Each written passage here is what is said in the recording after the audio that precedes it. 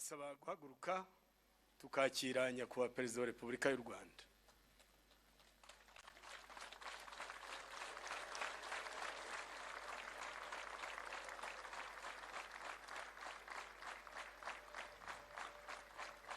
Cadets! Funga! Ibendera! Umwanya!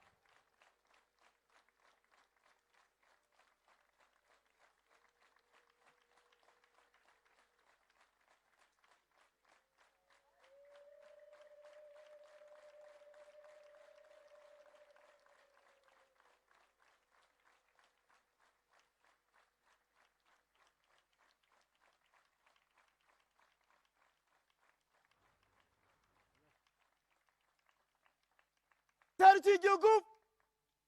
Warap. Ibarat.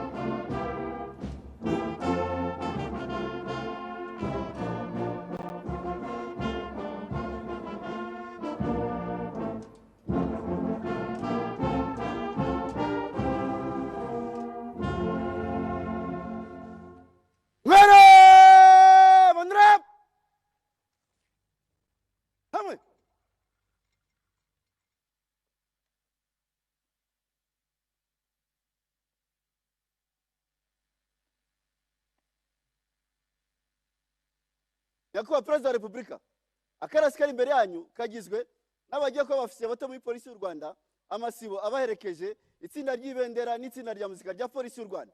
Akarasi kari masibo 10 ahagaze 87 ifunguye. Twiteguye kugenzurwa namwe. Nitwa Chief Superintendent of Police Jean Pierre Kanubayire, umuyobozi w'akarasisi. Nyakubahwa Perezida wa Repubulika. Murakoze, mwaba mwicaye.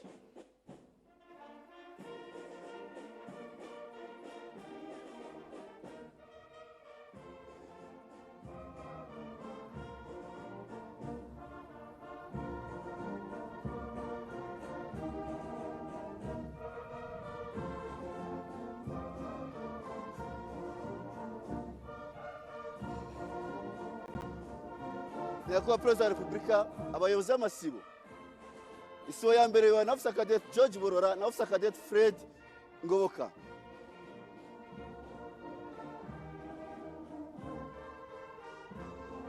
Isibo ya kabiri ni Officer Cadet Clementine Nikuze na Officer Cadet Ange Consolé Ishimwe. Itsinda ry'ibendera riyobowe na Chief Inspector Kenneth Karuhanga.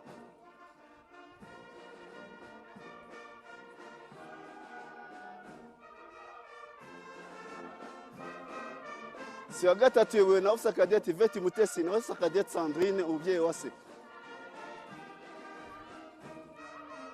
Si wa ya kane ni Officer Cadet Douglas Shirin na Officer Cadet Robert Byiringiro. Uwungirije akarasisi ni Superintendent John Bosco Rurangwa.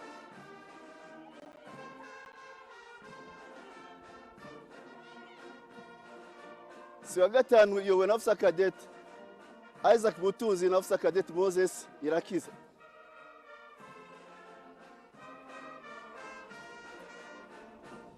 Si wa gatandatu yowe na Officer Cadet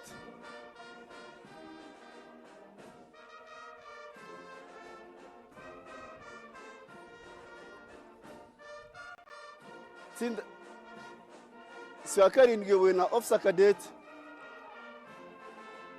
Peri-Velmont na officer cadet Ringuye neza. Siwa ya munani yowe na officer cadet Boaz Castro na officer cadet Patrick Sanzineza.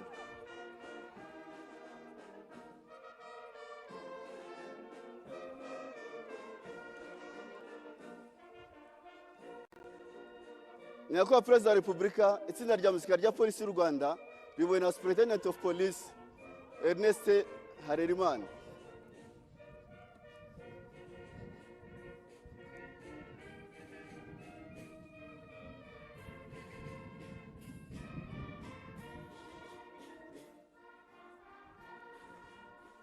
Nyakubahwa Perezida wa Repubulika, igenzura yarangiye, turasaba ko akarasisi kereka imbere yanyu. Nyakubahwa Perezida wa Repubulika.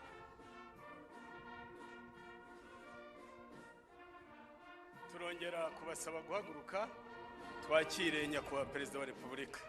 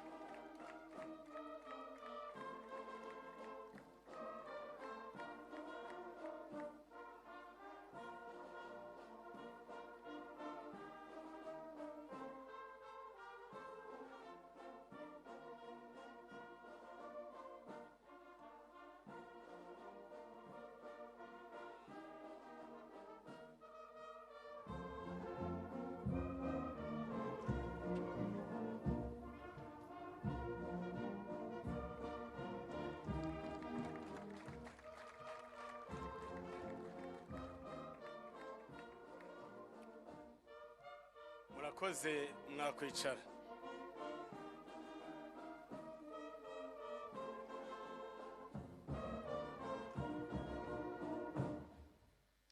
Nyakubahwa Perezida wa Repubulika y'u Rwanda, ba nyakubahwa mwese mu nzego zitandukanye, bashyitsi bahire, nitwa Assistant Commissioner of Police Augustin Ntaganira, nkabanyoboye gahunda muri uyu muhango.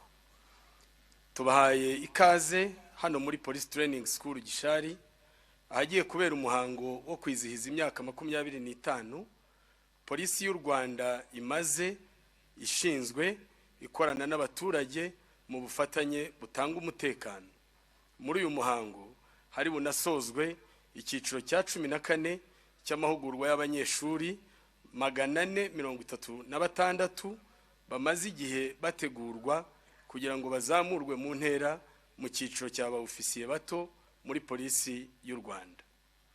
Nyakubahwa Perezida wa Repubulika, muri ibi birori turi kumwe n'abashyitsi batandukanye baje kwifatanya natwe baturutse mu bihugu by'inshuti.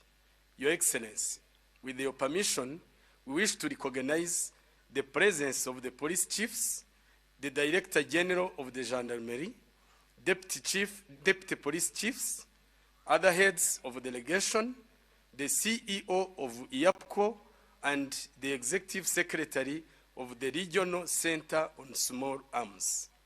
Your Excellency, the police chiefs present are from Burkina Faso, Central African Republic, the Kingdom of Eswatini, the Gambia, Kenya, the Kingdom of Lesotho, Liberia, Qatar, and Seychelles.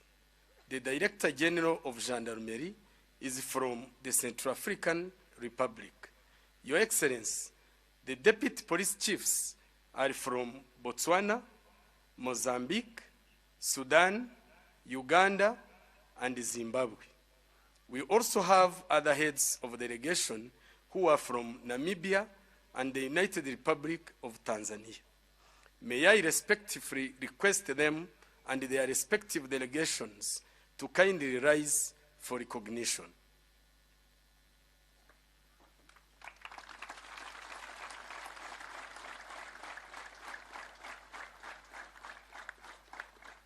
Thank you for your presence. Kindly be seated. Nyakubahwa Perezida wa Repubulika, nyuma yo kubagezaho aba bashyitsi no kubakira, ndagira ngo munyemerere mbagezeho ko gahunda y'umuhango iteye. Mu kanya umuhango wacu urabimburirwa n'akarasisi kaza gukurikirwa n'umuyobozi w'ishuri kugira ngo atange ikaze. Nyuma ye